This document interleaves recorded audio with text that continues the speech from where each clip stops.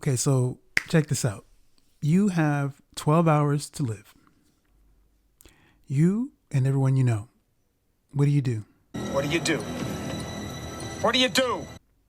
What can you do? You know the end is coming. The world is ending. There's a cataclysm happening. Cataclysmic event coming to Earth. Or it's like it's imminent. It's happening. You got 12 hours left. How do you spend your time? Today's film is These Final Hours. Let's talk about it.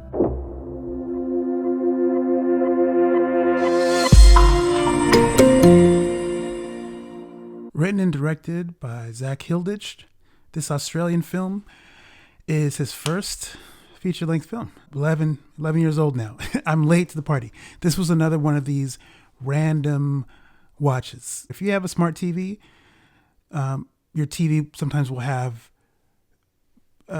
advertisements or posters for movies or shows and things to get into. I turned the TV on one day and I saw it pop up, These Final Hours. I was like, what is that? I read the synopsis. I was like, oh, okay, whatever. But the artwork got me too. So I was like, so sometimes the synopsis will get me and I'll just be curious. Or a lot of times the cover artwork looks interesting and I get curious. And I decided to put it on. Again, I said I was going to watch the first 10 minutes, and then do something else because I had something else I was originally going to watch. But I got sucked into this movie and watched the whole thing. And I'm glad I did, actually, because it was very good. It was a lot better than I expected it to be going in. And the more I watched, the more engrossed I became. And it's a very simple story, about a guy, James, who is played by Nathan Phillips, who is on his way to the party to end all parties. It's like, this is like the most ultimate cosmically epic party because, again, everyone knows the world's ending. So there's a group of people that have a party going on. This is like the end of time's party. And James' goal is to try to get to this party and just get as messed up as possible, get as drunk, get as high, get as messed up as possible so he does not have to feel the end when it comes. Along the way, though, he comes across a young girl named Rose, and she's looking for her dad in the midst of all this commotion. The world is literally ending and everyone is going crazy and doing all kinds of crazy stuff. And in the middle of that, she's about to be hurt by these two men. James comes in and helps her, and his goals change a little bit. Like, he's still trying to get to this party, but now he's got to deal with this little kid. So immediately, I'm in. It's very simple. So you know what the quest is, and then there's a curveball thrown in, and now James has to address this. There were several reference points that hit me during my viewing of this movie. One of them was Mad Max.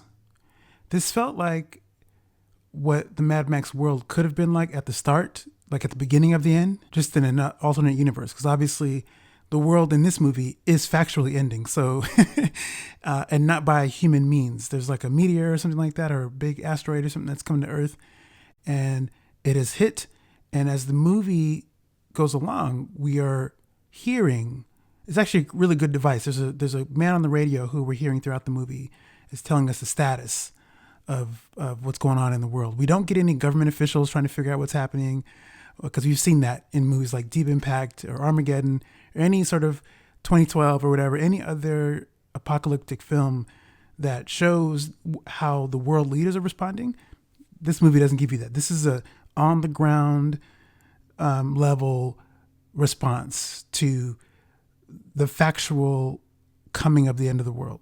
Most movies, the on the ground response is like a side view that we get to see, because the stories don't usually focus on those people. You might be focusing on people who are trying to actively prevent the destruction of the earth, or people who are maybe on the ground but are trying to do other things that are not really having to deal with directly grappling with the end of the world, the whole movie. That's what this movie is dealing with. So I liked the on the ground approach. But yes, going back to the Mad Max aspect, feels like what it could have been like at the beginning of the end times. where there's a bunch of stuff happening. People are doing all kinds of drugs. They're killing each other. They're committing suicide. There's rampant sex, rampant drug use. Just people. There's some people who are, praying. Everything's falling apart, quite literally. And if you think about it, it does feel like these are the kinds of activities you would see if you're walking down the street and the world is ending. You would see people looting stores, burning things, doing all kinds of crazy stuff. You might not see people who are either staying in their homes, sheltering with their families, or some people who are doing some good, like their last good acts before everything is done. James, at the start, is not one of these people. He's not terrible, but he's not the best person. He's kind of self-centered. He's pretty selfish, self-destructive. But when he comes up against Rose, initially he's not trying to help her. She's about to be attacked by two adults. And initially he's out for himself. He's trying to get to this party. That's his main goal. But something speaks to him when he sees this young girl. So he has to intervene. And so when that happens, something changes for James. We don't really see it yet. We see pieces of things emerging. And so his arc is beginning to, now he's on his actual character arc from a selfish, self-centered, self-destructive person to someone who's showing little pieces of care. The minute he intervenes, something else is going on there. There's something else that we're getting a glimpse into of his deeper self. And that's a good segue into the notion of fatherhood. This movie has something to say about fatherhood in the context, in context, as it pertains to James. Because again, as I said, he's selfish and he's not father material. He's not the best candidate for a dad. There was a conversation in the movie between him and one of his lover about the idea of, being a dad or whatever it is. And he's not really with it initially. When he comes across Rose, who is looking for her father. So at the moment, she's fatherless. And James comes in, and he's not trying to replace her dad, but there's something about how he responds to Rose. He begins to show little moments of maturity and growth, things that can become the foundation of what he could be building upon to be a dad. There's potential for him to be a good dad. He's showing that he can go from someone who's selfish to someone who's caring about someone else outside of himself, genuinely. Someone who can be caring and understanding to his child. And especially to a daughter. Like, it's important for kids to feel like their parents understand them, boys and girls. But particularly for girls and their dads, there's something really unique going on with that dynamic. How dads are a young girl's first experience in being around men who are safe, who's supposed to be safe. And while at the start of the story, James is not a safe person. He's not safe for himself. So he's like the last person who would be safe as a dad. And yet Rose is beginning to bring some of these things out of him. We don't know what her relationship is with her dad, but we know we get pieces based on what she shares about her dad. It's clear that they have a wonderful relationship, a loving relationship, and a fun relationship, and they're really close. And James is the furthest from that. And yet, as he begins to get to know Rose, he's beginning to warm up to her, and he's beginning to show this side of him that he could be just like a father-ish, like a surrogate father figure person. He's rough around the edges, but Rose starts to soften him up a little bit, and it's actually really beautiful to watch their relationship shift throughout the movie. And speaking of Rose, she's one element of what hit me about the movie, which was the female presence. It's quite strong without calling attention to itself in a way that feels overwhelming. It actually feels quite organic and very natural. We get to see how James interacts with all the other women in his life. And at first it seems like it's nothing. It's just kind of it doesn't mean anything. But when I thought more about it as it relates to James as a character, something about it felt important, that James is having these rich conversations and impactful conversations with women. It tells us something, and this is just not, the film is not explicit about this. This is something that just came up for me, but it tells us something about how James deals with women in general. He's got his estranged mom. He's got a sister. He's got 3 nieces. He has a girlfriend who it's clear he doesn't really love, and he's got a lover who is probably the person he really cares about. And then here's Rose, who comes into his life, and each of these women are, in some way, are showing something to him. He needs to learn something about himself in terms of how he treats women, and I mean how that could be better, how that could be improved. I imagine too it helps to know that the world's ending, to sort of get your priorities in order and and figure out what relationships matter to you and what you want to put your time into, what you want to focus on in these last moments. I think the acting all around in this movie is great. Genuinely. Nathan Phillips turns in a really solid performance. I was really surprised by him, and I don't know why fully, except that I didn't think the movie was going to be as strong as it was. I didn't think it was going to hit me as emotionally as it did. And I just think he did great dramatic work. It really made me feel his perspective and understanding why he would be wanting to numb himself at the end of the world. He's feeling guilty about his decisions, possibly. Things that there's a whole bunch of stuff that we don't know about. The movie doesn't really give us all these details about him, but we get enough stuff there that we understand he doesn't think too highly of himself. He's feeling like a jerk anyway. And all of his other relationships seem are not really showing him otherwise. Except maybe one with Zoe, his lover person, and then Rose, over time. But the way he plays it all is actually really, really good. Augury Rice was also, as Rose, was also very good. She was so effective. She really got me in the emotional spaces. She seemed so mature for one so young at that stage. She seemed so grown up, and it just felt, and yet she was so, she had such feeling, and it seems like it looked like it was easy for her. Like she didn't have to do too much work. Other honorable mentions, I think, in the acting department, I go to Jessica DeGao, who plays Zoe, James's lover.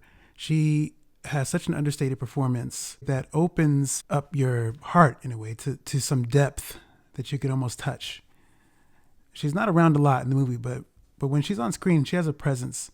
And again, whenever she delivered a line, it just felt like there was a whole bunch of other stuff that was suggested behind the line that she delivered that you could, it was so thick and rich. It almost came out of the screen. It was just, she thought she did some real fine work. Catherine Beck plays Victoria, who is James's girlfriend. She's really stretching herself in one of the film's pivotal moments. She's coming to terms with the end of the world, and it's really starting to hit her. And she shows us how underneath all the drugs, the alcohol, everything else she might be under the influence of, she's just as scared as everybody else. No one wants to die, and certainly not in the fashion that everyone else is going to, like the world is going to end. No one wants that.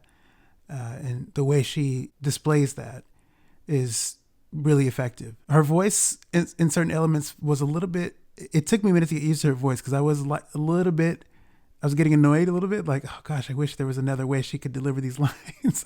But after a while, I didn't think about it as much. But the best person next to Nathan Phillips is Lynette Curran. She plays James's mom.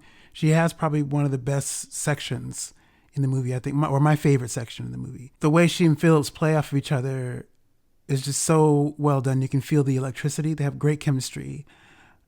And the scenes are so well written, but not just that. It's just that everything's well delivered around it. It's well staged. There's a whole bunch of stuff that's implied and suggested in the dialogue between them as mother and son. We're not told everything that happened between them, but we get hints and we understand immediately their dynamic. And it's not overly sweet, but there are sweet moments in it, in a way that don't feel contrived either. They don't feel extra Hollywood. And at the same time, their reunion isn't overly dramatic and super bombastic and expressive, overacted. It's very under the radar, but it registers just enough to hit you. And it worked for me. Nothing, and it felt organic and felt natural for what we understand their dynamic to be. They didn't need to go, "Oh, it's good to see you again," and hug each other and like you would see in another movie. This is not that, and that's not their relationship. It might have been at one point, but by the time we see them together in this movie, it's not that relationship. So it felt true to their characters and what we understand about the dynamic. Very good stuff. Well acted, well written.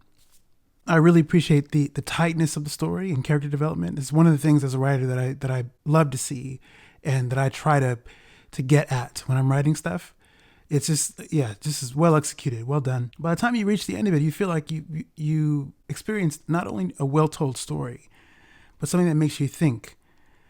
How would you spend your last hours on Earth before everything ended? If you knew it was ending, what would you do with your time? Would you be doing good? Would you be doing nothing? Would you be doing intentionally stuff that's jacked up because it doesn't matter? There's no laws, no rules anymore. What would you do?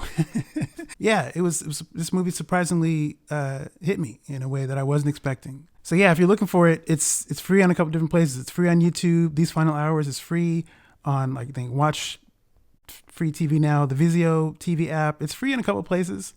So if you're curious, I would recommend giving These Final Hours a look, because you might be surprised. And the last thing I'll say is Rogue One. Anyone? I'm going to leave that there. This movie came out before Rogue One. So, and when you see the movie, you know what I'm talking about. So thank you for taking the time to hang out and talk about this movie with me. I'm getting out of here. Take it easy, be safe, and I will see you in the next video.